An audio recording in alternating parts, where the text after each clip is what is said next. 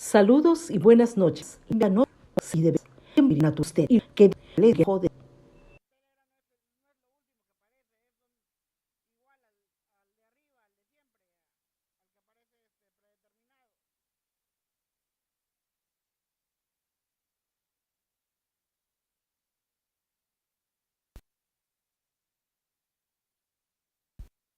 un toque, cruzar frontera.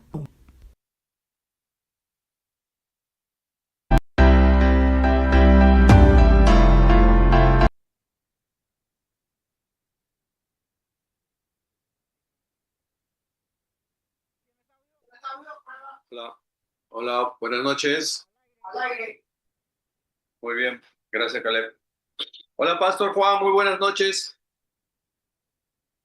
Hola Max, ¿cómo estás? Buenas noches. ¿Qué Buenas noches tal, con Pastor? todo. Buenas noches. Confiemos en que podamos terminar el programa bien por el tema de Internet. Gracias por estar ahí, Pastor. Sí, Gracias, JC. Gracias, Benny, Caleb.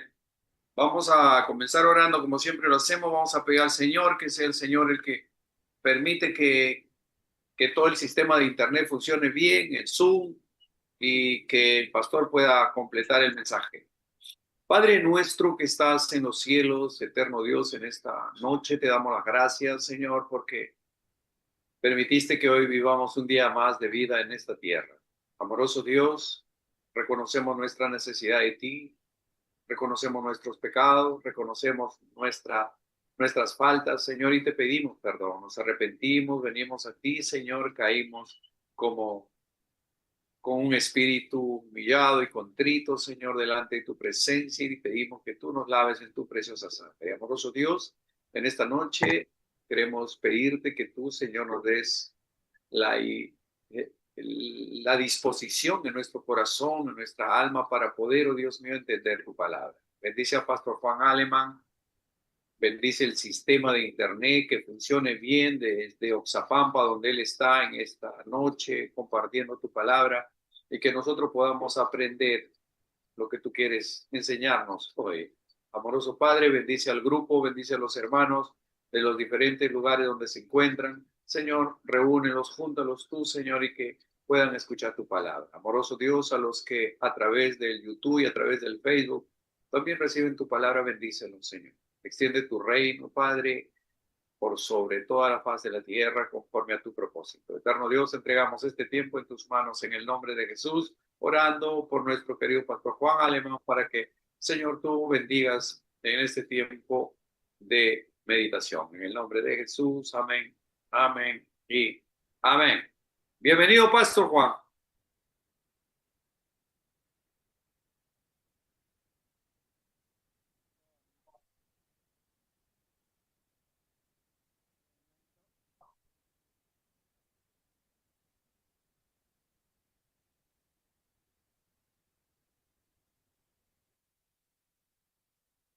Pastor Juan.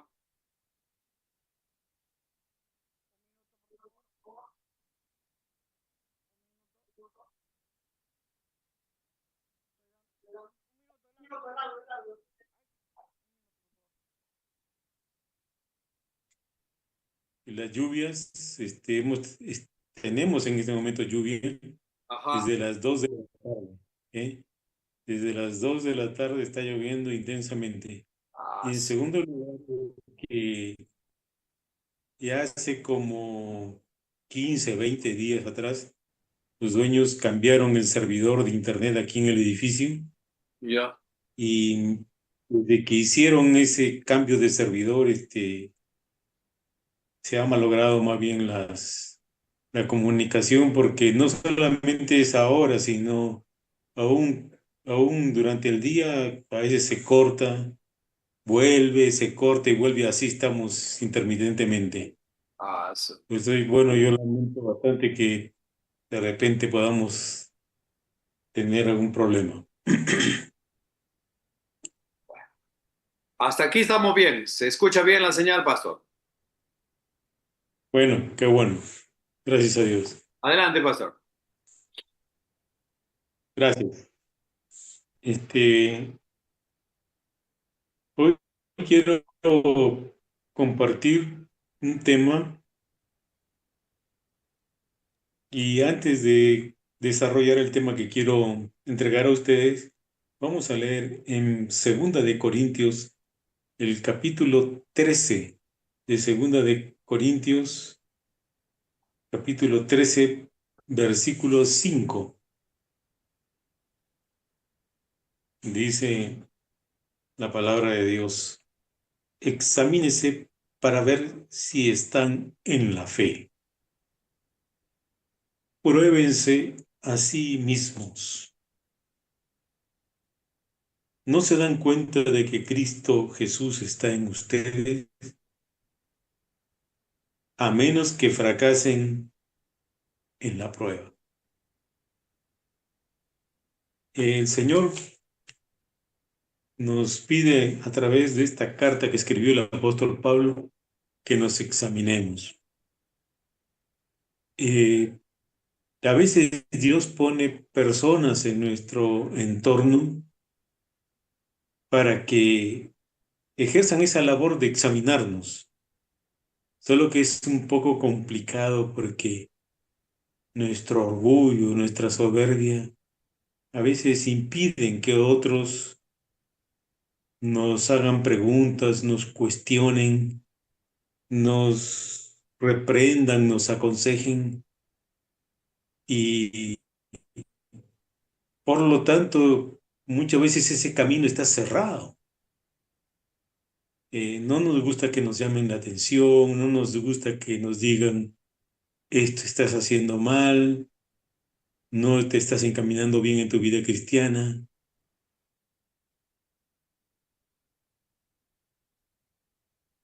Por lo menos atendamos lo que la palabra de Dios dice, que nos examinemos lo más transparente posible, lo más sinceramente posible, que podamos examinar nuestra vida, cómo estamos caminando.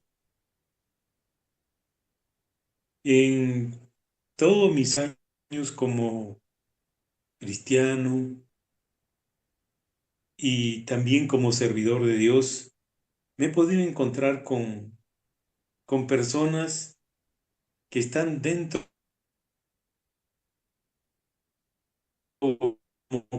mente de toda esta maquinaria eclesiástica, todo este aparato eclesiástico evangélico, y me he podido encontrar, no es que me han inventado, sino que yo he probado de primera mano personas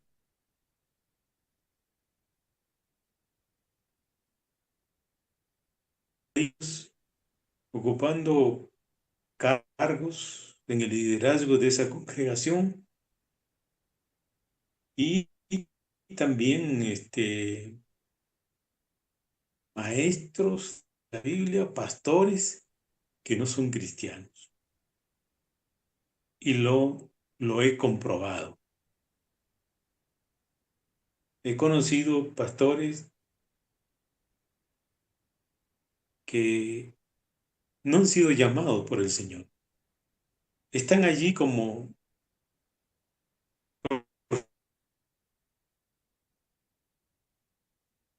personas que han aprendido doctrina, han aprendido una lección,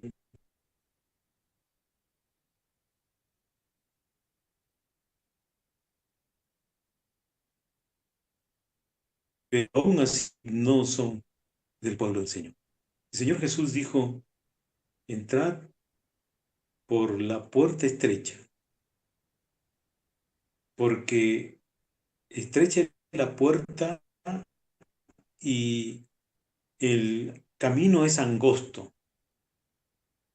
Y pocos, dijo el Señor, pocos son los que lo hay. Uno de los maestros que marcó mucho mi vida cristiana fue profesor en el seminario donde estudié, me preparé un poco más, y él nos decía a un grupo de alumnos, nos decía: el camino de la fe, el camino de Cristo, es un camino solitario. No vas a caminar entre la multitud. En muchos trayectos de tu vida vas a ir solo, vas a ir sin nadie al costado. Y de tiempo en tiempo Dios permitirá que te encuentres con alguien que va en el mismo camino, que ha entrado por la puerta estrecha y está por el camino angosto. Y lo ha hecho y, y decía él, de tiempo en tiempo Dios nos permite ver a alguien para alentarnos y hacernos saber que no estamos solos, sino que también hay otros que van por ese camino. Eh, por eso hacemos bien en examinarnos. Examinémonos. Yo recuerdo que en una de las congregaciones que Dios me permitió ministrar, habíamos hecho una cruzada evangelística y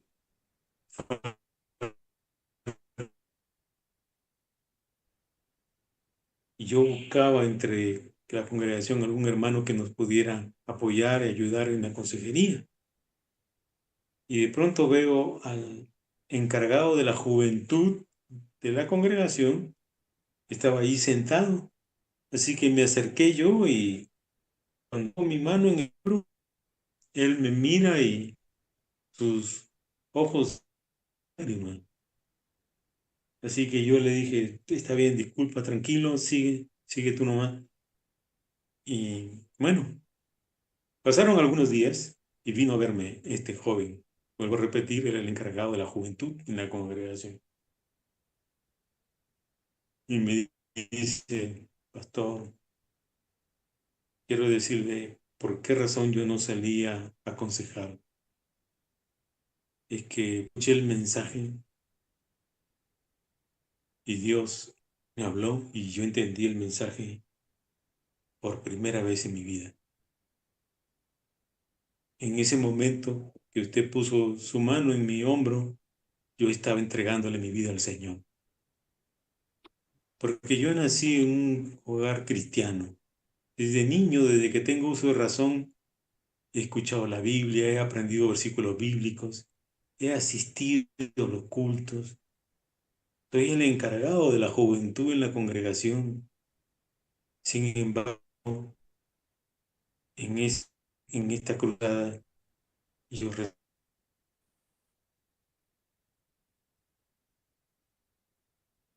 como encargado de la juventud a un inconverso. Por lo tanto, haremos bien en examinarnos. Si estamos en el camino, hemos empezado un nuevo año, un nuevo calendario, y debemos de examinar nuestra vida, cómo estamos. Y tengo algunas preguntas que nos pueden ayudar a hacer un examen, una auditoría en nuestra propia vida. Una auditoría que sea profunda, sincera, que podamos responder sinceramente a las preguntas que el Señor nos hace. La primera pregunta, ¿creo realmente en el Señor Jesucristo como el Señor y Salvador de mi vida? ¿Quién es Jesucristo para mí? En el libro de los Hechos, tienes tu Biblia ahí a la mano. Hechos, capítulo 16, versículo 31. A través del apóstol Pablo,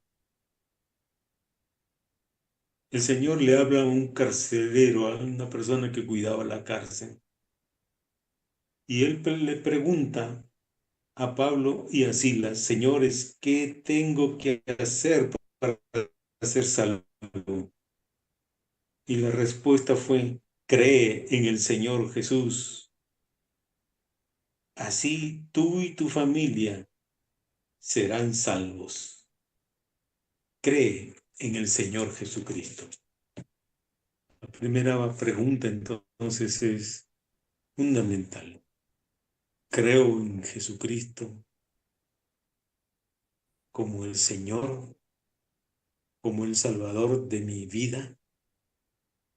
Yo creo en Él, yo lo amo, yo lo sigo, yo lo sigo, pertenezco al Señor.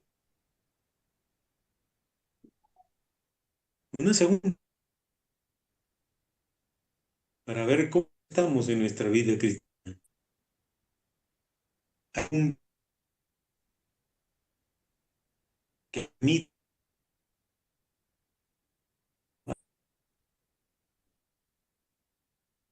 pecado en mí,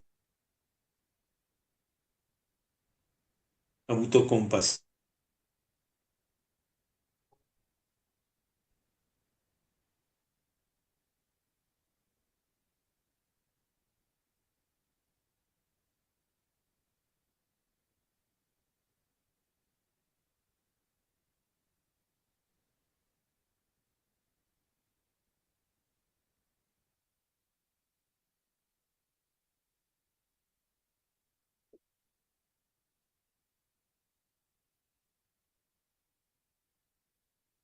Se fue la señal de pastor.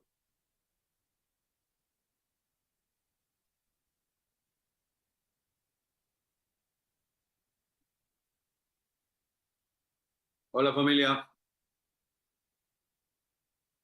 Hermanos, la señal de Pastor Juan Alemán se perdió.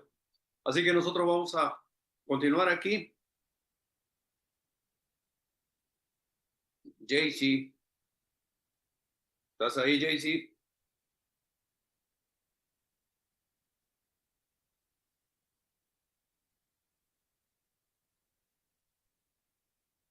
Vamos a continuar con un tema que un día dejamos medio pendiente sobre un tema que hemos denominado.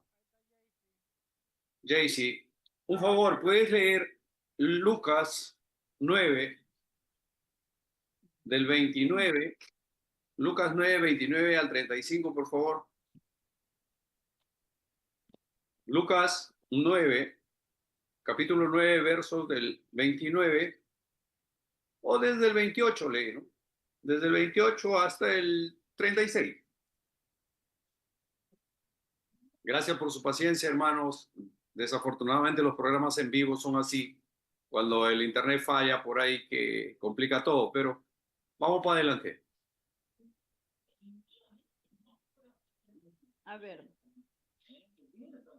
vamos a leer, hermano, la palabra de Dios. A ver, dice. Aconteció como 8 días después de estas palabras que tomó a Pedro, a Juan, a Jacobo y subió al monte a orar. Y entre tanto que oraba, la apariencia de su rostro se hizo otra, y su vestido blanco y resplandeciente. Y he aquí 2 varones que hablaban con él, los cuales eran Moisés y Elías, quienes aparecieron rodeados de gloria y hablaban de su partida, que iba Jesús a cumplir en Jerusalén. Y Pedro y los que estaban con él estaban rendidos de sueño, mas permaneciendo despiertos, vieron la gloria de Jesús y a los 2 varones que estaban con él. Y sucedió que apartándose ellos de él, Pedro dijo a Jesús: Maestro, bueno es para nosotros que estemos aquí, y hagamos 3 enramadas, una para ti, una para Moisés y una para Elías, no sabiendo lo que decía. Mientras él decía esto, vino una nube que los cubrió y tuvieron temor al entrar en la nube. Y vino una voz desde la nube que decía: Este es mi hijo amado, a él oír. Y cuando cesó la voz, Jesús fue hallado solo, y ellos callaron, y por aquellos días no dijeron nada a nadie de lo que habían visto. Amén. Gracias. Esto es en el monte de la transfiguración. Acá en el pasaje que hemos leído, Jesús lleva a tres de sus discípulos, a Pedro, a Jacobo y a Juan, que de alguna manera era el entorno más cercano, los que estaban más cerca de él. Los otros discípulos también estaban cerca, pero como que había un poco más de feeling, que se pegaban más al Señor Jesús. Los lleva al cumbre de este monte para que sean testigos de su transfiguración y vieran realmente su gloria celestial, es decir, cómo era como Dios. Es interesante esto, ¿no? Lleva a los tres que son más cercanos, más íntimos, y los lleva a la cima del monte para que puedan ver algo de su gloria, para que puedan reconocer que no solamente estaba tratándose de un profeta, porque muchos lo trataban al Señor Jesús como un profeta más. Decían, Él es un profeta. Es más, hay algunas denominaciones, sectas falsas que dicen eso, ¿no? Los testigos de Jehová dicen que Él es un profeta nada más, pero que no es el Hijo de Dios. Bueno, ese es otro rollo, ¿no? Entonces lo lleva a estos tres discípulos, a Pedro, Jacobo y Juan, para que vieran parte de su gloria, es decir, cómo era como Dios y cómo Jesús era el verdadero Hijo de Dios y cómo era el único capacitado, calificado para ser el Mesías Redentor. Como siempre, a través de la historia, podemos entender de que hubo esa inquietud, de que la profecía decía que iba a venir un Mesías, pero cuando viene el Mesías, la gente no lo recibe, no lo acepta. Dice, no, no, no, este no puede ser, de ninguna manera, ¿no? O sea, ellos tenían una expectativa de alguien así imponente, grande, o sea, que pueda librarlos del yugo de los romanos, que ese tiempo el imperio romano estaba dominando, gobernando a Israel, Jerusalén en particular. Entonces, ellos esperaban un Mesías redentor, pero que los salvara de ese yugo romano. Y cuando viene Jesús de la forma más humilde, ¿no? Naciendo en un pesebre, entonces la gente de etiqueta, la gente de la élite no religiosa, los fariseos, los cucufatos, entonces dijeron, no, ¿cómo va a ser el Mesías él? No hay derecho, no hay forma, no cumple, pero él era el Mesías Redentor.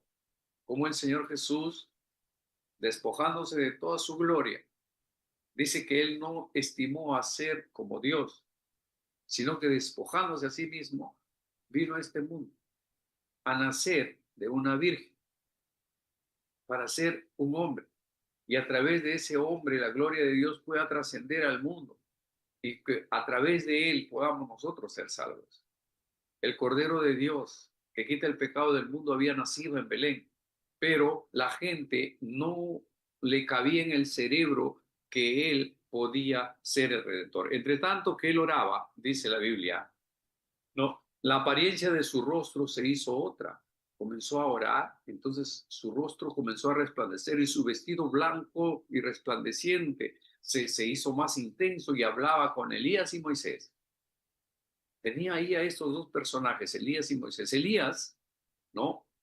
Ya conocen uno de los más grandes profetas de su tiempo. Este hombre, dice la Biblia en Hebreos, que él era un hombre igual que cualquiera de nosotros, con las mismas preocupaciones, con las mismas tentaciones de cualquiera de ustedes y de cualquiera de nosotros. Él era igual, pero tenía algo especial. Él tenía dentro de sí una profunda fe en Dios. Él no había conocido al Mesías, él fue antes de nuestro Señor Jesús. Sin embargo, él pudo ministrar como profeta de una manera trascendente. En su momento él oró para que no lloviera en la tierra y por 3 años y medio no cayó ni una gota de lluvia en la tierra. Y todo se secó, todo se moría, todo era árido, no había agua. Y él dijo, ¿no?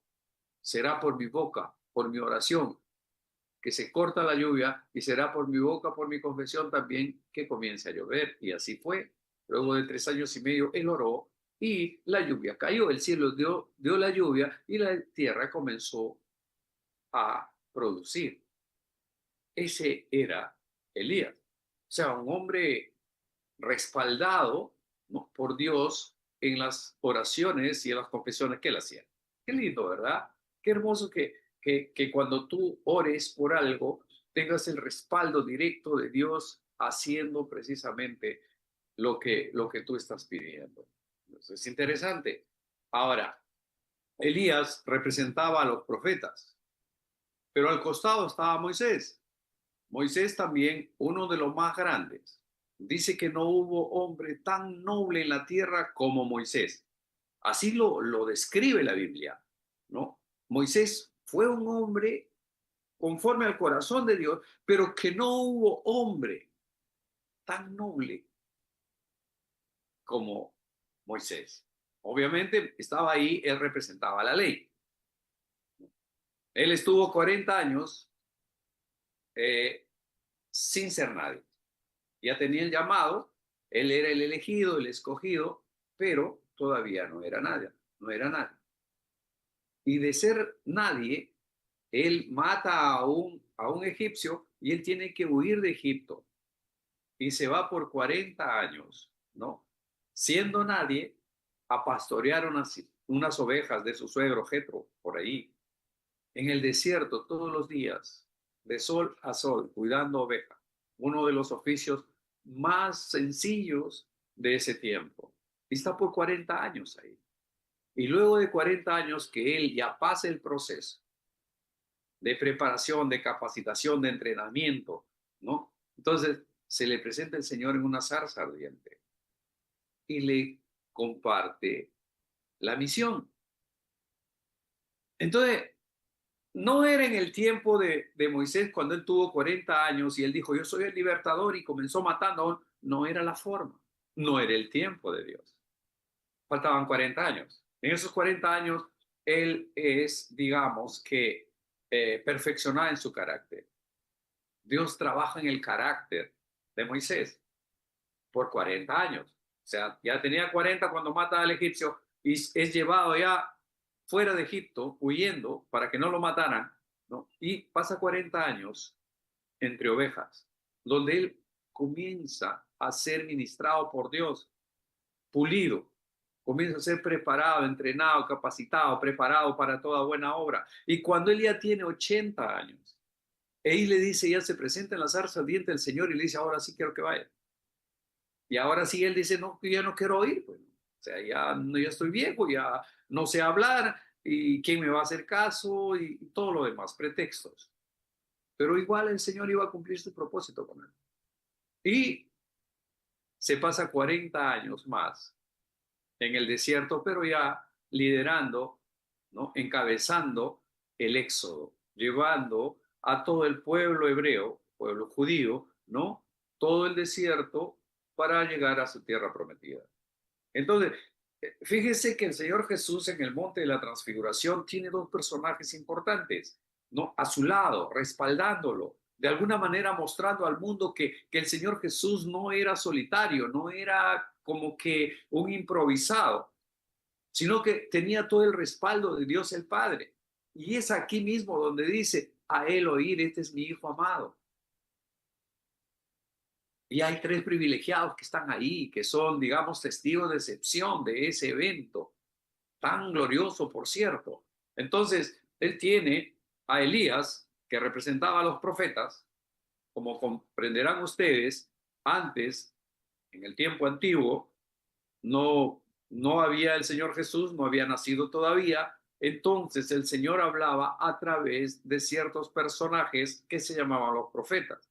El profeta Elías, el profeta Jeremías, el profeta Isaías, Joel, Amós, en fin, todos los profetas, a través de ellos el Señor hablaba y habían sido, digamos, investidos de poder para poder hablar al pueblo, para poder escribir. Él respaldado tanto por Elías, que representaba a los profetas, y Moisés, que representaba la ley, ambos aparecieron con Jesús y fue la voz de Dios es la que distinguió ¿Me entiende el Señor Jesucristo? Tenía los profetas, tenía la ley acá. Pero, lo medular, lo central está aquí, ¿no? Como el tan esperado Mesías, con autoridad divina, como el enviado especial de Dios, ¿no? Entonces, mis hermanos, en el Antiguo Testamento, con sus patriarcas, profetas, jueces, toda esa cultura religiosa apuntaba a que un día iba a venir un Mesías.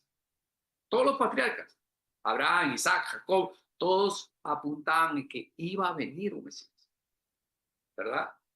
Entonces, eran todas las profecías. Por siglos profetizaban que un día vendría un redentor que cumpliría ambos cargos, tanto la ley como los profetas.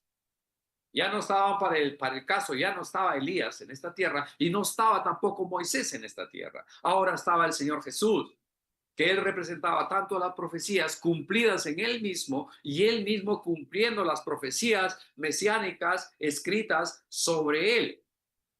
Isaías, 680 años, él ya escribe que nacería en Belén, Efrata, ¿no? Que él nacería en un pesebre y que él sería nuestro redentor, que luego él sería sacrificado. Juan dice que a los suyos vino, a los suyos no lo recibieron. El profeta Isaías dice lo mismo. No le vimos con atractivo, dice, que nos cautivara. Lo tenemos por herido de Dios, por castigado de Dios. Y dice, la paga de nuestra paz fue sobre él y por su llaga fuimos nosotros curados. Está hablando 680 años antes de que esto suceda. Aquí es donde nosotros podemos darnos cuenta que el Señor Jesús fue el cumplimiento de todas esas profecías en toda su extensión. Absolutamente en toda. Él vino a cumplir la ley. Él no vino a abrogar la ley. Y vino también a cumplir la profecía. Todo lo que se había profetizado de él, él vino a cumplirlo en toda su extensión. Mateo 5:17 dice, no penséis que he venido a abrogar la ley o los profetas. No he venido para desaprobar la ley, sino para cumplir. Mateo 5:17, el Señor Jesús mismo, porque él era muy cuestionado. Lo que pasa es que el tema del legalismo la habían llevado a un nivel tal que se había convertido más que en una doctrina, en un dogma de ley. Se volvieron legalistas al mando. Pero cuando viene el Señor Jesús, Él es una muestra de amor, de que estaba por encima de la ley. Aun cuando Él no vino a abrogar la ley, Él vino a cumplirla. Y ese cumplimiento fue precisamente que tuvo que morir en una cruz. ¿Me están entendiendo, verdad? Porque sin derramamiento de sangre no hay perdón de pecados. Es lo que dice la palabra de Dios. O sea, sí o sí tenía que derramarse la sangre del Cordero de Dios, que era nuestro Señor Jesucristo, para que pueda haber remisión de pecado, para que pueda haber salvación para la raza humana. Es decir, cumplió la ley y cumplió las profecías también, obviamente, porque todo lo que estaba escrito sobre él, él lo cumplió en toda su extensión. En esas circunstancias es que Pedro sugiere, él dice, él era el más impulsivo, el que siempre opinaba, el que siempre levantaba la mano, decía, no, ¿por qué no hacemos 3 enramadas aquí? Uno para ti, Señor Jesús, otro para Elías y otro para Moisés. O sea, él quería tener las 3 cosas ahí a la vez, ¿no? Para que pueda haber un santuario, para que pueda haber, digamos, una razón suficiente, o para que el mundo lo crea. No sé qué pensó Pedro en ese instante cuando él sugiere, tal vez pensando en la fiesta de los tabernáculos, en el que se levantaban enramadas para conmemorar el éxodo, la liberación de Israel, de la esclavitud de Egipto. No lo sé qué pensaba, ¿no? Pedro quería que Elías y Moisés se quedaran allí con ellos, pero evidentemente Dios no quería que ellos se quedaran. Ellos ya estaban en el cielo, están en el cielo, ¿no? O tal vez la actitud de Pedro denotaba su creencia de que la fe verdadera se construye sobre 3 piedras angulares, la ley, los profetas y Jesús. Pero la Biblia dice que Jesús fue la piedra del ángulo que los edificadores desecharon. Nuestro Señor Jesús fue desechado. O sea, religiosamente él no calificó. Por eso que los fariseos mismos se confabulan contra él. Finalmente terminan crucificándolo. Y no es nada, digamos, fuera de lo cierto cuando mucha gente dice que fueron los judíos los que mataron a Jesús. Claro, los romanos ejecutaron, ¿no? Clavaron, pero fue precisamente por la actitud de los fariseos, porque ellos no lo querían ahí, porque según ellos, él era un comelón, él era un que estaba por encima de la ley, que hacía milagros donde no debía hacerlo, en fin, 50 cosas por las que lo acusaron al Señor Jesús, pero una de las cualidades de nuestro Señor Jesús, aparte del amor, fue que él no perdió su tiempo defendiéndose. Qué flojera. Estar defendiéndose del uno, del otro, ¿no? No, yo no soy así, no, yo vengo por esto. No, él solamente se dedicó a predicar amor en esos 3 años, ¿no? En preparar a 12, ¿no? Y esos 12 se convirtieron en 70, y esos 70 en 300, y esos 300 al resto del mundo. Así fue. En 1 de Pedro 2:6, Dios, hablando a través de Pedro, dice: aquí pongo en Sión la principal piedra del ángulo, escogida, preciosa, y el que creyere en él no será avergonzado. Está hablando de nuestro Señor Jesús. He aquí, dice, ¿no?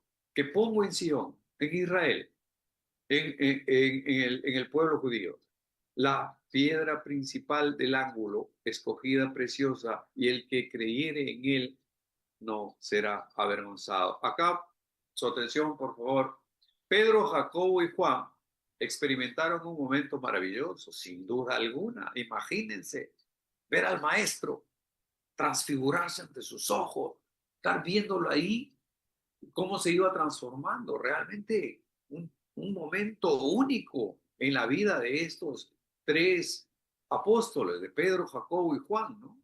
Nunca antes se había visto una cosa. Y obviamente no quisieron que esto se acabara, trataron de que se quedaran con ellos para siempre. Imagínense el gran profeta Elías en vivo y en directo, el gran Moisés, que no hubo un hombre tan noble como él, el libertador del pueblo de Israel, estar ahí en vivo y en directo. Obviamente no querían que esto se acabe, ellos querían que se eternice ese momento. Del mismo modo nos sucede a nosotros también cuando experimentamos algo muy emocionante, algo que realmente marca tu vida, de felicidad, de gozo, de alegría, de algarabía, no sé, de logros, de alcances, ¿no? De objetivos, y tú quisieras que no se acabe ese tiempo, ¿no? Nos pasa a nosotros, ¿no? Muchas veces nos emocionamos tanto que queremos que eso continúe, que eso prevalezca, ¿no? Pero la vida tiene que continuar. La vida está llena de alegrías, de fiestas, de matrimonios, de bautizos, está llena de sinsabores, de errores, de faltas, cuando nosotros mismos, por no pedir la dirección de Dios, por no ser guiados por el Espíritu Santo de Dios, cometemos errores. Y esos errores tienen consecuencias. Las malas decisiones siempre van a acarrear consecuencias tristes para nuestra vida, ¿no? Ahora, mis hermanos, muchas veces no consideramos que al permanecer en ese éxtasis, en la cumbre de la montaña, no podemos ministrar a otros el amor de Dios, que es nuestro verdadero llamado. A veces nos llenamos con el título, ¿no? Los que muchas veces estudian en un seminario, ¿no? Y se gradúan, eh, y luego quieren vivir en esa misma atmósfera siempre, como titulados, como graduados, pero como que Pedro, Jacobo y Juan querían quedarse en la cima del monte, ¿no? En lugar de bajar y testificar lo que Dios les había mostrado. El pastor Juan Aleman, hasta antes que se cortara, desafortunadamente se cortó, él estaba contando, ¿no? Que él conocía a muchos pastores que muchas veces están ministrando en las iglesias, pero que no son pastores, que no deberían estar ahí. Él contó de un líder de jóvenes que estaba liderando a los jóvenes en esa congregación. Y la hora de la cruzada de la campaña evangelística, obviamente, el pastor Juan Alemán necesitaba de consejeros espirituales para a esas personas que habían recibido a Jesucristo ese día. Pero él, esa misma noche, este joven, lo que entendí del mensaje de pastor Juan Alemán en esta noche, es que esa noche él recién había aceptado a Jesucristo. Sin embargo, ya estaba liderando a jóvenes. Por eso el pasaje que él ha escogido, no examinémonos los unos a los otros. ¿Qué está pasando con nosotros? ¿Somos verdaderos cristianos o estamos jugando a la iglesita, no? Ahora, mis hermanos, nosotros tenemos que salir de ese ambiente, de esa atmósfera donde disfrutamos de la gloria de Dios. Cuando nos ponemos a orar en nuestro tiempo de oración, de rodillas, solos, Dios y nosotros, Dios y tú, entonces tienes una sensación de tranquilidad, de reposo, de paz, que no quisieras que se vaya, que no quisieras que ese momento se acabe.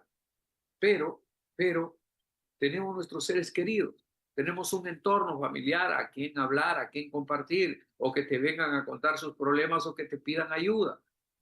Entonces, ese éxtasis, ese momento especial, sin duda se va, porque ahora tú tienes que estar guerreando, ¿no? Para tratar de mantener el resto de tu familia a flote. Entonces, lo que sí es correcto es que todos, absolutamente todos, necesitamos un tiempo especial, un retiro, ¿no? Una forma en que te separas del resto del grupo, de tu familia, y tienes tu tiempo con Dios, tu tiempo personal, donde le cuentas tus cosas, donde tú humillas, donde te rindes a Él, sabiendo que Él sabe todo lo que has hecho, pero tú le confiesas que le fallaste. Y ese es un tiempo especial. Ahora, nuestra fe, que debe tener sentido en ese momento especial en que tú estás en comunión con Dios, también tiene que ser fuera de Él. Ese momento de fe que vivió Pedro, Jacobo y Juan en la cumbre del monte de la transfiguración, ¿no? Esa sensación, digamos, de plenitud, ellos tenían que bajar y transmitirlo abajo a la gente que no había tenido el privilegio de ver ese evento. La enseñanza que aplica a nuestras vidas aquí y ahora es que la ley nos salva. La ley está representada por Moisés. Ninguna ley salva. Que las profecías, ¿no? La profecía estaba representada por Elías, no salva tampoco. Que la iglesia, que la congregación, que el programa de un café no salva. Que la religión no salva. No se equivoque. No diga, bueno, es que yo me congrego todas las noches al café y bueno, ya me merezco la gloria, ¿no? No, no es así. No es porque 40 años vayas a la iglesia, tú ya estás asegurado, ya dijo Pastor Juan Alemán, ¿no? Que había un joven que estaba liderando a los jóvenes de la iglesia y que recién esa noche de la campaña estaba aceptando a Jesucristo. Suele suceder, ¿no? El único Mesías con autoridad divina se llama Jesús de Nazaret. Él es nuestro Redentor. Él es el Cordero de Dios que quita el pecado del mundo, que su sangre pudo redimir a toda la raza humana. Jesucristo, mis hermanos, no solo fue el mensaje, fue el cumplimiento de todas las profecías, fue el reino de los cielos en esta tierra. El que lo veía a él, veía al Padre. El que lo escuchaba a él, escuchaba al Padre. Qué tremendo, ¿verdad? Lo mismo sucede a nosotros. Cuando nosotros leemos la palabra de Dios, leemos lo que habla de nuestro Señor Jesús, estamos escuchando la voz de Dios. Cuando nosotros oramos, es que tenemos una conferencia con Él, tenemos una audiencia con el Padre, tenemos acceso al lugar santísimo a través de Jesucristo, no por nuestras obras, no por lo bien que te portas, no por obras para que nadie se gloríe, no es por obras, es por purita gracia. Él dispuso que fuera de esa manera. Y ahí en el verso 35 dice, y vino una voz desde la nube que decía, este es mi hijo amado, a él oí. Escúchenlo a él. La ley, bien. La profecía, bien también. Pero hermano, Jesucristo es el Señor. Jesucristo es nuestro Rey. No hay otro. No hay religión. Jesucristo no es religión. Jesucristo no es religión. Es vida, es relación. Es el Espíritu Santo viviendo dentro de ti. Eso es Jesucristo. Eso es el cristianismo verdadero. El cristianismo verdadero es eso, que tú puedas ser el representante de Dios aquí en esta tierra, que tú puedas ser un embajador del reino de los cielos, que tú puedas ser ese representante de nuestro Señor Jesús, que vivas como Él vivió. Entonces, mis hermanos, esa voz que vino desde el cielo confirmaba a nuestro Señor Jesús como el verdadero Hijo de Dios y como el Redentor que hagamos a Él. Entonces, mis hermanos, en esta noche de complemento del mensaje, una pena que Pastor Juan Alemán no haya concluido. Desafortunadamente, en los programas en vivo suceden estas cosas. Un problema técnico puede dejarnos sin señal y eso es lo que ha sucedido. Oremos por Pastor Juan Alemán, que el Señor lo bendiga. Él tiene una gran disposición por seguir compartiendo con nosotros, pero desafortunadamente el Internet nos está jugando sucio. Amados hermanos, siempre es un honor, siempre habrá algo que compartir, siempre habrá algo que edifique nuestras vidas, que nos ayude a entender más de nuestro Señor, que nos ayude a disfrutar de nuestro Señor cada día. Yo sé que a la carne, a nuestra carnecita, le cuesta orar. Se lo digo yo. A mí también. Hay momentos en que me cuesta doblar mi rodilla. O si me pongo a orar y en 5 minutos ya quiero levantarme. Es mi carne. Mi espíritu está dispuesto, pero mi carne es débil. Mi carne se revela, tiene sueño, está cansado, está fatigado. Últimamente me está pasando eso, ¿no? De que por ahí que me doblega un poco el cansancio, la fatiga, el trajín del día. Pero tengo que recuperarme, tengo que decir, diga el débil, fuerte soy, porque en mi debilidad su poder se manifiesta, reconociendo que soy débil, reconociendo que me faltan fuerzas a veces. Ahora, no es un pecado por si acaso de que ustedes en algún momento del día, de la semana, del mes, usted se sienta cansado y fatigado. No es pecado decir estoy cansado, porque realmente está cansado. No está mal eso. Entonces ahí es donde viene la oración los unos por los otros, para que el Señor nos siga fortaleciendo. Necesitamos que hacer cosas. Hace unos minutos antes del programa estuvimos reunidos con el comité de la comunidad de 3 días. Hemos terminado esa reunión ya al final atropellados, pero para comenzar el programa aquí. O sea, buscando cómo ser mejores, cómo mejorar el programa, cómo mejorar en la comunidad para poder impactar positivamente a esos que no van a las iglesias, a esos que difícilmente van a entrar en una congregación, pero pueden ir a un retiro. Y en un retiro laico pueden recibir palabra y pueden ser transformados. Realmente es un gran ministerio. Nosotros estábamos reunidos ahora antes del programa precisamente para afinar algunas cosas, para poder intercambiar ideas, pensamientos de cómo mejorar. Y fue realmente una reunión valiosa y hemos quedado en reunirnos próximamente porque así tiene que ser. Nosotros entre nosotros mismos tenemos que sacarnos filo para poder ser más efectivos, para que el Señor pueda usarnos para cosas más grandes. No nos limitemos, no nos contentemos con 2, 4, 6, 8, 10 en esta noche. Pensemos en más. Si ustedes traen a uno más, invitan a uno más al programa, le oran por esas personas, por ese ser querido, le dan el link, le invitan a que participe en el programa, este programa va a crecer. Pero si solamente nos contentamos en ser los 12, ¿no? Y los 12 nomás nos quedamos ahí, entonces no va a pasar nada.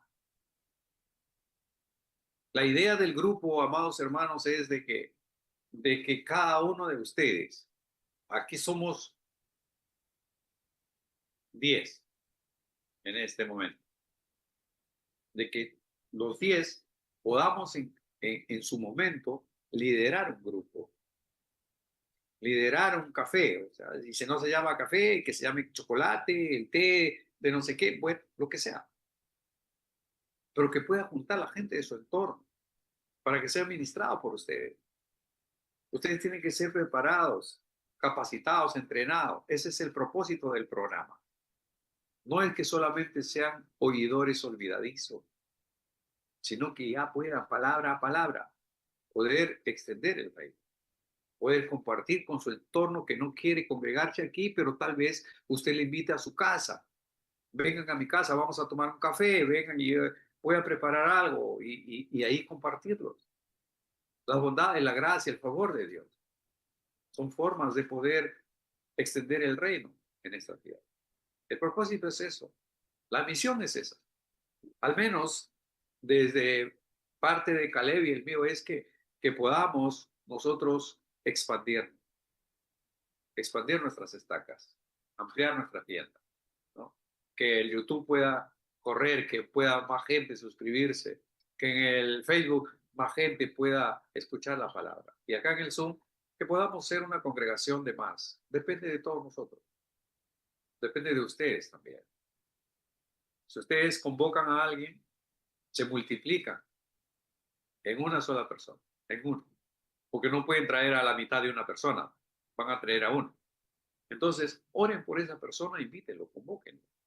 De repente no va a la iglesia, no va no, a la parroquia, pero puede conectarse en el programa y recibir palabra. ¿Y qué dice la Biblia? Que su palabra nunca volverá vacía, sino que hará todo para el cual el Señor lo está enviando. Gracias por su paciencia, gracias por su tiempo, gracias por su compañía. Si nuestro amado Padre Celestial, nuestro Dios eterno, lo permite, Él lo quiere, mañana, en este mismo horario, estaremos estudiando una porción más de su preciosa palabra. Hasta mientras, que tengan una noche de sanidad, una noche de restauración, una noche de calma, una noche en que el Señor los apapache, los abrace, los arrulle, y que al ir a descansar puedan reposar en los tiernos brazos de nuestro Señor Jesús, que nos ama tanto. Gracias por su amable sintonía, por su compañía, gracias por sus oraciones. Caleb y yo los bendecimos en el nombre precioso de Jesús. Muy buenas noches, familia. Gracias.